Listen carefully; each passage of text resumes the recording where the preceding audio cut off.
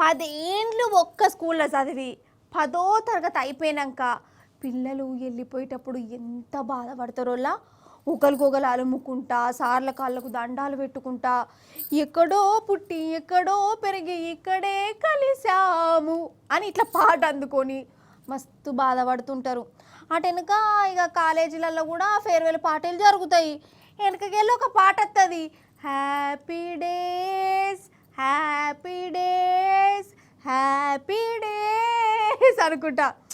ఇక ఎంతైనా కొన్నేళ్ళు కలిసిమెలిసి ఉండి ఇక విడిపోతానమంటే ఎవరికన్నా బాధనే ఉంటుంది కదా. ఇక కండ్ల పొంటి నీళ్ళు వస్తాయి, కానీ తప్పది, ఏం చెయ్యాలి.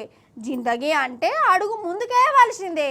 ఇక అట్లనే కొలువులలో కూడా రిటైర్మెంట్ ఉంటుంది కదా. ఒక డ్రైవర్ అన్న 30 ఏళ్ళు పనిచేసి కొలువులకి వెళ్ళి దిగిపోతాడు. మరి ఎవరికి దండం పెట్టిండో ఎరికేనా? చూడురు మీరే గిట్లా. గీ అన్న తమిళనాడు ఆర్టీసీ బస్సు డ్రైవరు. ఈరే నడిపే బస్సు కాడికొచ్చిండు. దాన్ని గట్టిగా అరుముకున్నాడు. మెల్లగా బస్ ఎక్కి ఆయన కుర్చీలా కూసున్నాడు. స్టీరింగ్ ను తృప్తిగా చూసుకుంటా దానికి ముద్దులు పెట్టిండు.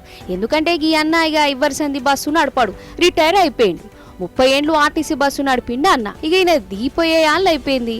ఇన్నొద్దులు నడిపిన బస్సును కండ్లారా చూసుకొని బాధపడ్డాడు. ఈయన ఈ బస్సునే నడుపుడు కాదు, ఈ బస్సు ఈయన జీవితాన్ని కూడా ముంగడికి పట్టుకపోయింది. అందుకే గింత పాయరం అన్నట్టు. ఇక మళ్ళా ఈ అన్నకు స్టీరింగ్ పట్టే ఛాన్స్ రాదు, బస్సు నడపడు కదా.